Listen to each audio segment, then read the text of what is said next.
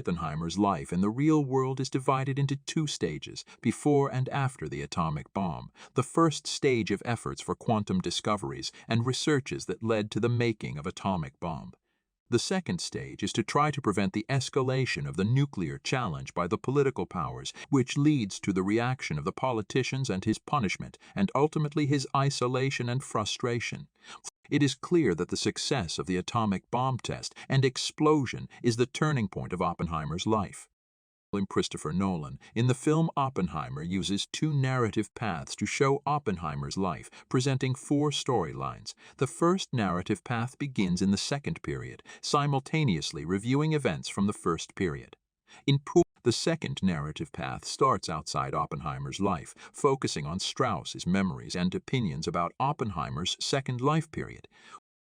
But the first point is that the opening sequences of the film simply show that the main challenge of Oppenheimer's life is not about making the atomic bomb.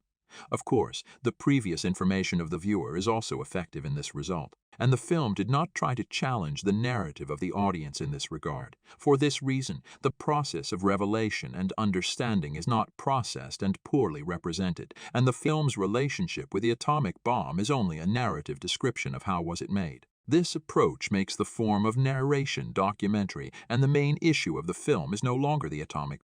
As a result, since atomic bomb is not the main problem of the main character of the film, then the solution of that problem cannot be the top and the untangling scene in a movie, and this has become the biggest weakness of the film.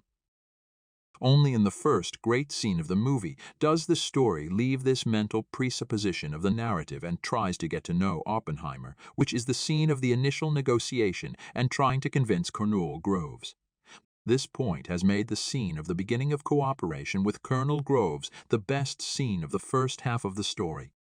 In most of the scenes in the beginning half of the story before the successful atomic test, this documentary narrative has had an impact and caused the effect to be weak. Political and academic relations are superficial and not deepened. Picturing short scenes of a person who is stunned by music, art, and nature, and mention to images of a hidden world that bothered me are short and ineffective. In romantic and sexual relationships, the partner's argument is based on I am engaging in sex or marriage with someone who will later create an atomic bomb, consequently leading to the weakening of the film. This narrative setup also impacts the atomic explosion scene and reduces the expected grandeur of the success of the explosion.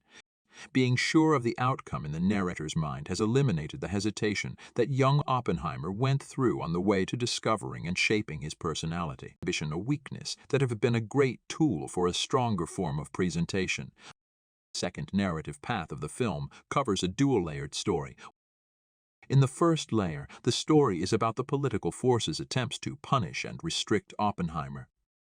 Oppenheimer was a scientist and an elite who put his art and talent at the service of politics and government progress. Of course, the special conditions of war can justify this action. But the political structure removed him after exploiting the result of his work, when he no longer wanted to be subordinate to them.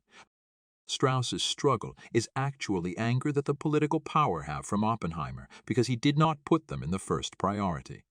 According to Oppenheimer, in the first half of the film, Oppenheimer, who is young and strives for progress and success, knowledge is superior to politics and has priority. In the second half of the film, for the famous Oppenheimer, human beings and the survival of the human yard are superior to politics and have priority, and putting the political issue in the second and third position has united the powerful and politicians against him to eliminate him. In the second layer, the story is about the punishment that Oppenheimer inflicts on himself and considers himself worthy to be crucified like Christ with the hope that he will be forgiven by the people. According to Oppenheimer's wife, this is the reason why he did not defend himself and endured suffering, insults, and torture. What was very difficult and painful for Oppenheimer were the costs he paid along the way, from children and friendships of students and lovers to participation in the resulting and possible subsequent killings and the possibility of human extinction.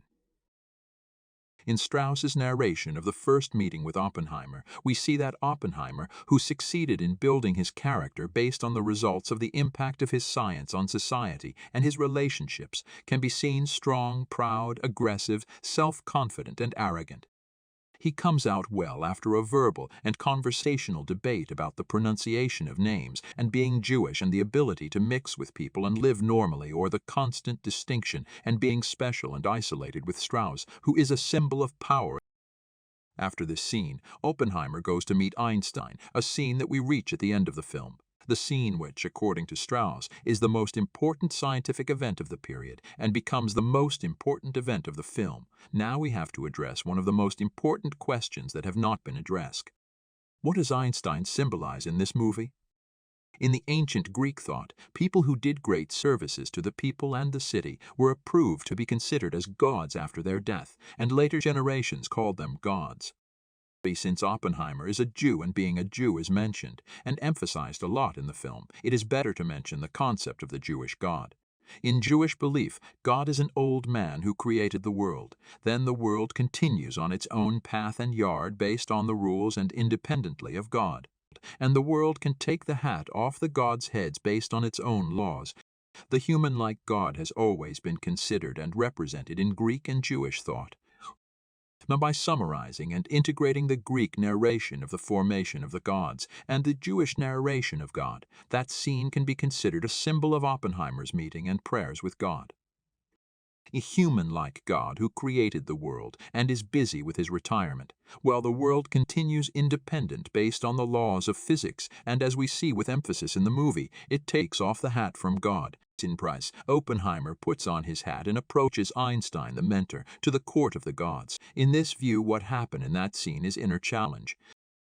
Mankind, by controlling his destiny, by relying on the interests of politics and power relations, is incapable of perceiving the true nature of existence and placed his destiny in a perilous game. And you are the one responsible for this irreversible process.